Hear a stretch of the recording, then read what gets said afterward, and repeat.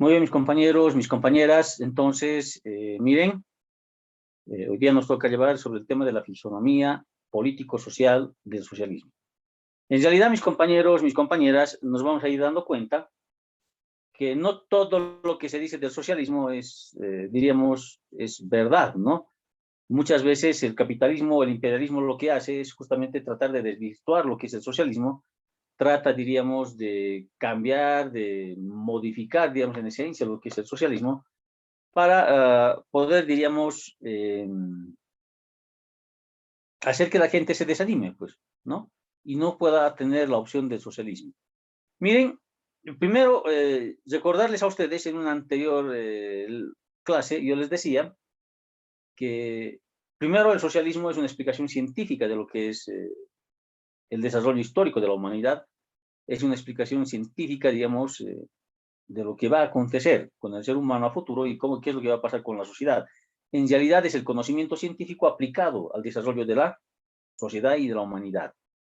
Miren, sin embargo, dice, nosotros no podríamos, no conocemos, no ha habido ni existe todavía en el país un país que haya entrado plenamente al socialismo. Es cierto, hay países que están un poco más avanzados en ese proceso de transición, diríamos, desde el capitalismo al socialismo, pero o sí, un Estado así socialista puro no lo conocemos todavía, ¿ya? O sea, no hemos llegado a conocer. Nosotros sacamos algunas teorizaciones, sacamos algunas, diríamos, teorías o algunas conceptualizaciones en base a lo que está aconteciendo en algunos países que están tal vez un poco más avanzados, incluyendo, rescatando tal vez algunas experiencias de la Unión Soviética o tal vez de otros países que en su momento han sido de parte del bloque socialista y que por una u otra o X o Y o Z razón han sido, diríamos, han sufrido, digamos, transformaciones. Miren, entonces, en base a eso, nosotros sacamos, dice, una fisonomía, vamos a ver una mirada de cómo debería ser el socialismo, cómo más o menos es el socialismo, ¿no? En el aspecto solamente político y social. Miren, primero dice la conversión de los medios de producción en propiedad social trae consigo, dice, la transformación radical de todas las relaciones sociales. Claro, miren, hacerles recuerdo a ustedes que han llevado economía política, ustedes saben lo que es el modo de producción, no es necesario que les explique. Sin embargo, aclararles que el modo de producción, ¿no? Que está compuesta por las fuerzas productivas, las relaciones de producción, el modo de producción, el cómo produces, compañera, compañero, determina tu forma de pensar. El modo de producción, mis compañeros, es clave para saber cómo piensan, cómo razonan, ¿sí? O sea, la forma en que tú estás produciendo, la forma en cómo tú estás trabajando, va a ser la forma en cómo tú estás desarrollando tu pensamiento. Miren, les voy a poner 3 ejemplos, ¿ya? A ver, primero podríamos decir, en nuestra plaza de armas, ustedes saben, en las noches siempre salen a vender a veces hamburguesas en las noches, ¿sí? Sin embargo, mis compañeras, mis compañeros, ¿no? Ustedes habrán de darse cuenta que, por ejemplo, cuando, si una de las vendedoras no sale, ¿qué va a pensar la otra? La otra va a estar feliz, va a decir, no ha salido mi competencia, por lo tanto voy a vender más, y se alegra, porque no ha salido a vender, por más que esté enferma, y se va a alegrar, porque eso significa para ella, miren, o sea, cómo produce, cómo trabaja, determina su forma de pensar. Es más, si fuéramos más radicales todavía, van a disculpar, pero incluso puede decir, mejor si se muere, o no, porque para ella es seguro su negocio, está asegurando la venta de su negocio. Cosa diferente sucede, por ejemplo, con el tema de los mineros. Los mineros entran siempre en cuadrilla a trabajar. Mi vida depende de mi compañero, del otro compañero, del otro compañero, y así entre toditos nos protegemos y entre toditos nos cuidamos. Yo protejo a mis compañeros y mis compañeros me protegen a mí. Entonces, ¿qué empieza a suceder ahí, en esa forma de trabajar, por ejemplo, o en esa forma de desempeño? Empiezo a desarrollar mis lazos de solidaridad. Me empiezo a sensibilizar como ser humano, porque yo sé que mi vida depende de mi compañero y por lo tanto de mi compañero también depende de mí, su vida. Entonces yo lo cuido a mi compañero y mi compañero me cuida y ambos nos cuidamos y al final terminamos cuidándonos entre toda la cuadrilla. ¿Se dan cuenta?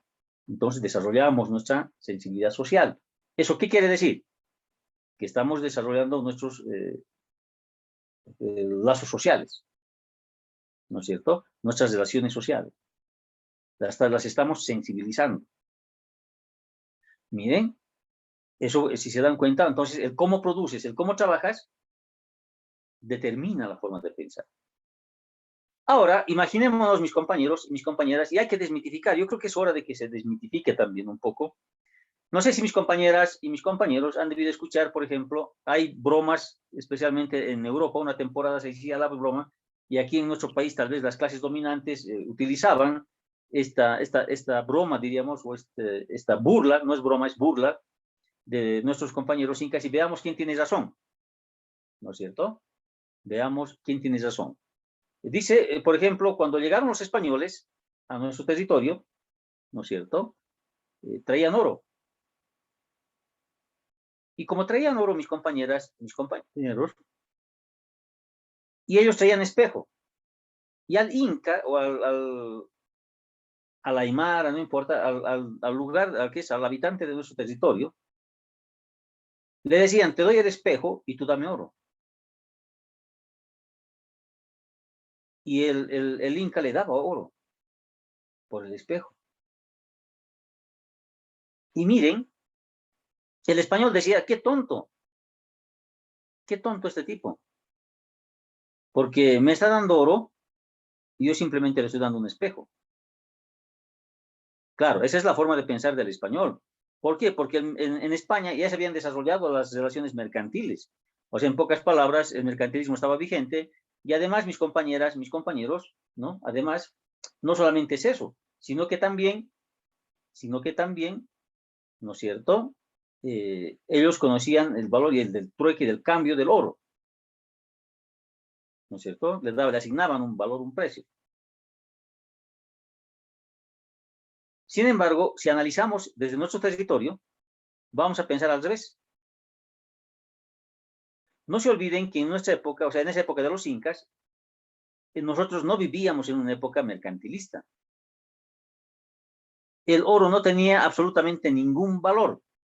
El único valor que se le daba y se le otorgaba al oro en su época, en la época de los incas, ¿no es cierto?, en la época del Tahuantinsuyo, era que servía como adorno para la iglesia, para los templos del sol. No tenía un valor de intercambio monetario, o sea, no servía para lo absoluto. ¿Por qué? Porque además ni siquiera como joya, porque como joya solamente utilizaba la nobleza. El pueblo no utilizaba oro, no utilizaba. Entonces para ellos era como tierra, porque no tenía ni siquiera valor de cambio, ni siquiera valor de uso. Y seguramente los incas de esa época decían, qué tonto este español. Me está dando un espejo que cuesta harto y te cuesta trabajo hacerlo, por algo que yo puedo recoger de la tierra, del suelo, del piso. Puedo recoger donde sea, de cualquier río. Claro, miren, o sea, ¿qué quiero decirles con eso? A ver, hasta ahí, miren, ¿qué quiero decirles? El modo de producción, mis compañeras, mis compañeros, determina la forma de pensar. Va a determinar, dice, o sea, cuáles son. Y en este momento, cuando entremos al socialismo, dice, ¿por qué se llama socialismo? Porque el medio de producción se socializa. ¿Qué quiere decir eso? Que el medio de producción es social. O sea, en pocas palabras, la fábrica, la industria es de todos. Por lo tanto, o sea, ¿de qué me sirve acumular ahora? Si no hay ese tema de la propiedad privada o la propiedad individual sobre los medios de producción. ¿Para qué voy a acumular? O sea, ¿de qué me sirve acumular? De nada. No me sirve absolutamente de nada acumular. ¿Se dan cuenta? Entonces dice, ¿no? La conversión de los medios de producción en propiedad social. En este momento tenemos una propiedad individual o propiedad privada sobre los medios de producción. ¿Eso qué quiere decir? Que hay fábricas, hay industrias que son de dueños particulares. En el socialismo no, dice. En el socialismo la propiedad es social. Por lo tanto, o sea, ¿de qué me sirve? Es como el Inca, ¿no es cierto? O sea, ¿para qué me sirve acumular? Ni siquiera dinero, o sea, ¿para qué me sirve acumular? Si no hay tiendas comerciales, no hay mercado donde pueda intercambiar o intercambiar el dinero. O sea, no me sirve. Entonces, miren, automáticamente la conducta del ser humano, su comportamiento cambia. Yo les estoy explicando esto porque va a cambiar, o sea, va a cambiar absolutamente todo, hasta su forma de pensar, porque cuando nosotros analizamos el tema del socialismo, a veces lo hacemos con mirada desde el punto de vista capitalista y no lo entendemos y no comprendemos. ¿Por qué? Porque en el Estado socialista el modo de producción es diferente y además la forma de pensar va a cambiar, o sea, es diferente también, ¿no es cierto? Va a cambiar, se va a transformar. Entonces tenemos que empezar a analizar, dice, desde ese punto de vista, para empezar. Primero, dice, debemos considerar algunas experiencias de las democracias populares que se analizan en el tema del socialismo, ya que algunos se encuentran más avanzados que otros rumbo al socialismo. Miren, o sea, algunas experiencias, por ejemplo, ustedes saben, las experiencias que tenemos del socialismo, las que hemos rescatado nosotros como país, incluso y en todo el mundo, muchas de las experiencias han venido de la Unión Soviética. Por ejemplo, que el trabajador tenga más conquistas sociales, por ejemplo, el tema de las 8 horas de trabajo, por ejemplo. Esa es una conquista del socialismo. El derecho al aguinaldo es una conquista del socialismo. Claro que en los países capitalistas conseguir eso ha costado, pero nosotros los trabajadores, las organizaciones sociales han visto, o sea, cómo se comportaba o cómo se comportaba, diríamos, el desenvolvimiento en el país, un país socialista. Y han empezado a tratar de hacer esas conquistas nuestras. Y las hemos hecho, mis compañeros. Hoy en día gozamos todos de un aguinaldo, gozamos del derecho a la vacación pagada, por ejemplo. Todas esas son conquistas sociales. O el derecho, miren, el derecho a la seguridad social. Antes te dejaban que te mueras. Antes, si vos pedías permiso de tu trabajo, te despedían. No tenías derecho a vacaciones. No trabajabas 8 horas, trabajabas 12 horas, 15 horas al día. Estas conquistas que les estoy hablando, que si bien es cierto, han sido, diríamos, ¿cómo les puedo decir? Han sido trabajadas en el socialismo, pero para que se consoliden en el sistema capitalista ha costado lucha, sangre, dolor, ¿no es cierto? Miren, aquí hay un ejemplo bien bonito.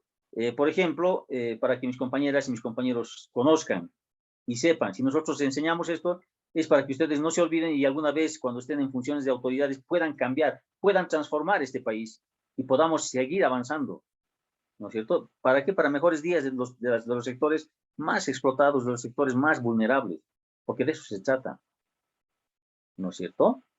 Miren, en Libia, mis compañeras, mis compañeros, lindo sería, yo siempre digo, yo sueño con que, por ejemplo, Libia, a Gaddafi, que era el presidente de Libia, ustedes saben, lo han matado, lo han colgado. ¿Y quién ha hecho? Pues es producto de Estados Unidos.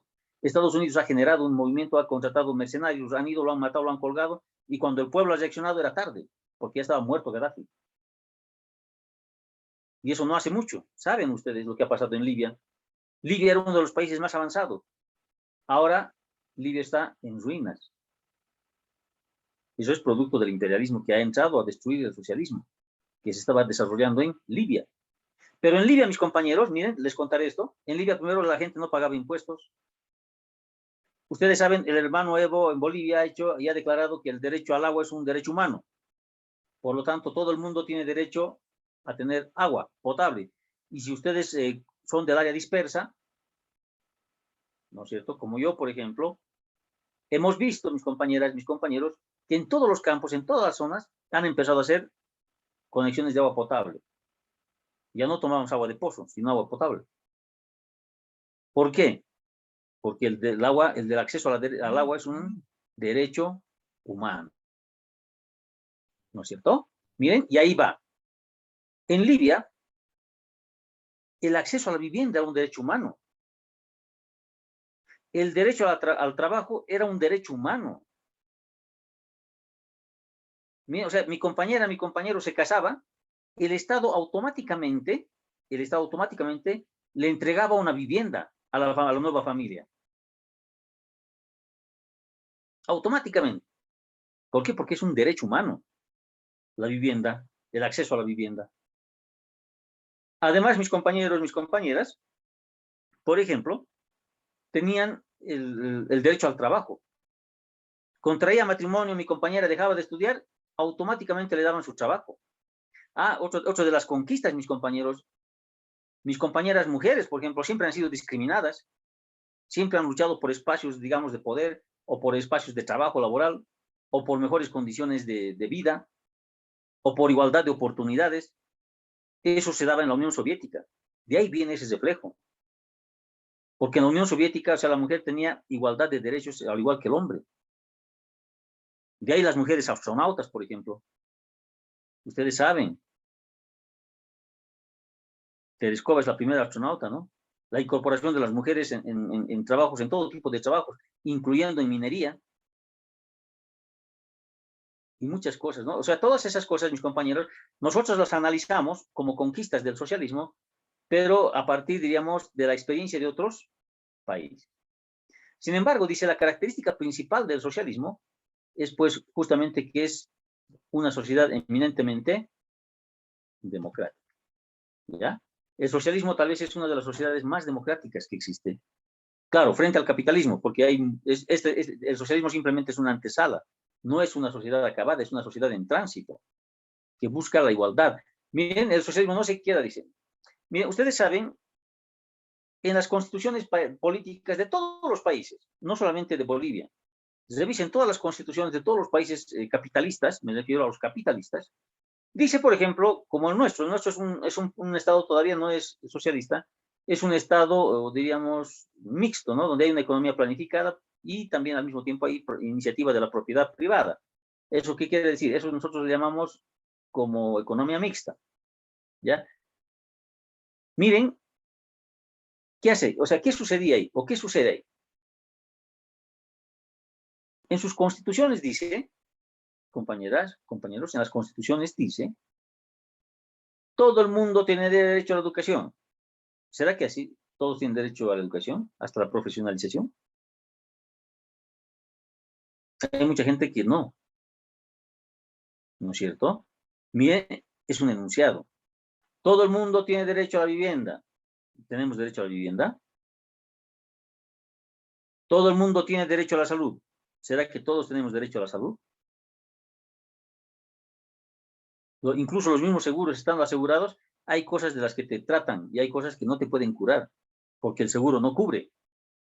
El seguro simplemente cubre algunas enfermedades, no cubre todas las enfermedades. ¿Sabían eso mis compañeras, mis compañeros? No cubre todo. Cuando tú haces tu tratamiento, por ejemplo, y tienen que ponerte una prótesis, vos tienes que comprarte la prótesis. No te cubre el seguro. Eso sale de tu bolsillo. Pero la Constitución, ¿qué dice? Todos tenemos derecho.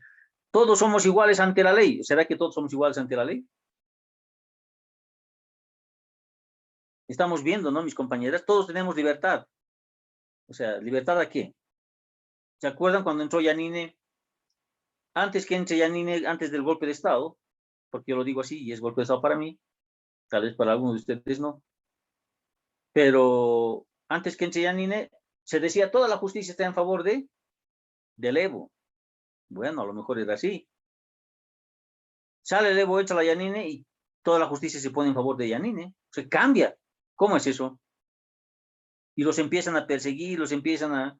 Y mis compañeros saben, ¿no? Hay mucha gente que ha sido detenida, por ejemplo, por chatear y te dicen tienes libertad de expresión. ¿Cómo es eso? Entonces, ¿qué quiero decirles con esto, mis compañeras, mis compañeros? En el sistema capitalista, ¿no? Los derechos se quedan simplemente en enunciados, en proclamaciones, listo. Una declaración ahí en la Constitución y se acaba, pero no se cumple. En cambio, en los países socialistas, ¿no? Se dan las garantías, o sea, se empieza a trabajar en las garantías para que se cumplan esos derechos. Tienen que cumplirse, dicen, y se cumplen. ¿Por qué es eso? Porque nos encontramos en una sociedad compuesta por obreros, campesinos, intelectuales, pero la visión de los campesinos, de los obreros, de los intelectuales es diferente, porque el modo de producción ha cambiado, ¿no es cierto? Miren, aquí por ejemplo, podemos esclarecer algo que el capitalismo siempre anda manejando, Y siempre nos anda diciendo eso, ¿no? O sea, para que la gente no se anime, para que la gente no conozca lo que es el socialismo en realidad, y lo distorsiona, y te dicen, todos vamos a vestirnos igualitos, todos vamos a ser igualitos, todos vamos a comer igualito, y etcétera, etcétera. Y eso es falso, totalmente falso, mis compañeros. Miren, dice, dentro del socialismo las diferencias sociales no desaparecen. Claro, el socialismo, ya les he dicho, es una sociedad en tránsito.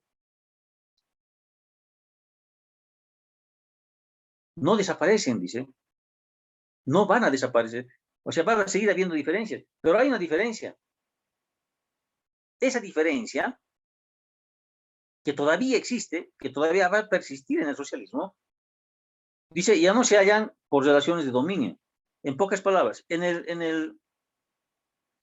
el capitalismo existen esas diferencias sociales. ¿Por qué?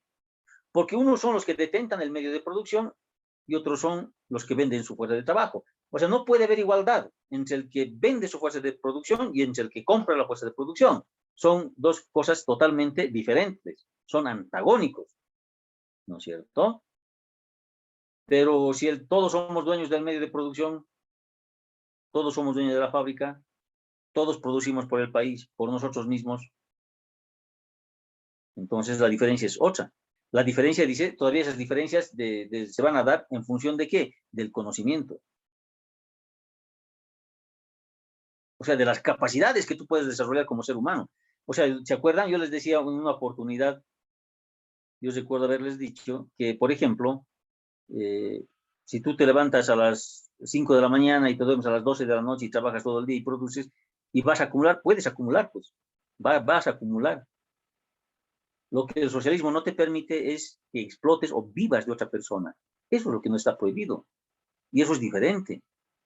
Pero si tú desempeñas y desarrollas tu capacidad, tu conocimiento, tu laboriosidad, puedes acumular, puedes acumular. Pero si está cambiando, mis compañeros, mis compañeras, si va a cambiar, dice, las relaciones entre los seres humanos, por lo tanto, por supuesto, va a cambiar las funciones del Estado. ¿No es cierto? Va a cambiar las funciones del Estado. ¿Qué quiere decir eso? Que el Estado no va a ser lo mismo, no va a ser el mismo Estado. ¿Por qué? Si en este momento me preguntaran ustedes, mis compañeras, mis compañeros, si en este momento me preguntaran una definición de lo que es el Estado, yo les digo, el Estado es un instrumento de sometimiento de una clase sobre otra. En pocas palabras, el Estado es un instrumento que sirve para someter a una clase sobre la otra. En pocas palabras, el Estado está en manos de la clase dominante. Y la clase dominante va a hacer y deshacer con todo, o sea, del Estado. En pocas palabras, nos van a imponer sus leyes, nos van a imponer sus... Por ejemplo, cuando ha entrado la Yanine, todo el mundo, nadie quería que la Yanine sea presidente. Y nos han impuesto. ¿O quién se ha opuesto? El Estado lo ha impuesto. Y listo, pare de contar. ¿No es cierto? Pero cuando dentro del Estado desaparecen, dice, las clases dominantes y todos somos iguales, entonces la función del Estado cambia. Primero que deja de ser una clase, ¿cómo les puedo decir? O sea, ya no es una clase dominante la que va a ejercer, sino es una clase, un sector, digamos, de la política, de los intelectuales, etcétera, etcétera. ¿No? Ellos son los que van a... Y además al Estado no se lo elige así como estamos pensando. ¿Por qué? Dice. Nosotros, dice, cuando entramos al socialismo, el Estado que lo conocemos nosotros, el Estado burgués, va a seguir coexistiendo todavía. No desaparece, ni siquiera todavía ese Estado burgués va a desaparecer, dice. O la forma de administración del Estado burgués todavía no desaparece. ¿Por qué? Porque es la forma más apropiada y razonable de dirección social, dirección económica y las relaciones sociales y la labor cultural. Miren, o sea, la forma de administrar en este momento del Estado burgués, claro, ¿por qué? Porque los otros países todavía siguen siendo burgueses. Los países de nuestro entorno van a seguir siendo burgueses. Y la burguesía va a tratar de seguir, va a tratar de destruir, digamos, el avance, como lo ha hecho. Lo ha hecho en muchos países, mis compañeros. Les he contado de Libia, la Unión Soviética, los ha destruido. ¿no es cierto? El capitalismo no duerme, mis compañeros, la burguesía no duerme, el imperialismo no duerme, siempre está al acecho. O sea, no va a permitir, mis compañeros, casi todo el avance social, el avance científico que existe en la sociedad es producto del desarrollo de la Unión Soviética, incluso las computadoras. Analicen, estudien, mis compañeros, revisen. No es un invento capitalista. Los celulares no es un invento capitalista, es un invento de la Unión Soviética, es un invento socialista. Que el capitalismo lo haya comercializado es otra cosa. Pero quienes han inventado, quienes han desarrollado, son gente que es de la Unión Soviética, gente de Alemania Oriental, gente de China, Corea, Vietnam, Laos, Camboya, los países del este que llamaban en Europa, ¿no es cierto? Poco a poco han ido desarrollando. Dentro del socialismo se conservan algunas desigualdades, ¿no? Lo que les decía. En cuanto a la satisfacción de las necesidades del hombre. Claro, eso yo les he dicho, siempre va a haber esas desigualdades, mientras tanto, mientras persista, diríamos, ¿no? O sea, mientras persistan, ¿no es cierto? En los otros países el capitalismo. Mientras el imperialismo dice, viva y exista esta amenaza de la agresión. Miren, aquí en este tercer aspecto, mis compañeros, es, diríamos, la razón más central para que todavía exista el Estado burgués. Porque el capitalismo, el imperialismo, mis compañeros, siempre va a tender a agredir. Lo que está haciendo con Cuba, por ejemplo, el bloqueo económico, lo que está haciendo con Nicaragua, el bloqueo económico. Si bien es cierto, Venezuela no está, pero está detrás de su petróleo y del bloqueo económico en Venezuela. Lo que ha hecho con Corea, lo que está haciendo con China. Ustedes saben lo que está pasando con China mejor que yo, con el tema de la tecnología, de los celulares, el 4D, el 4G, ¿cómo le llaman? 5G, etcétera. Por la imposición de esos, ¿no?, equipos. O lo que está pasando con Rusia. Bien, o sea, el imperialismo siempre va a tratar de destruir, o lo que ha hecho con Libia, les decía. Todas esas cosas, mis compañeros, hacen que el capitalismo, digamos, los países socialistas todavía estén a la defensiva, porque el socialismo es uno de los países, o es un estado, digamos, de los más pacíficos que existe, ¿ya? Entonces, eso no podemos olvidarnos, sino que son algunos rasgos simplemente del socialismo, porque el socialismo puro, la humanidad todavía no ha logrado, diríamos, conocer.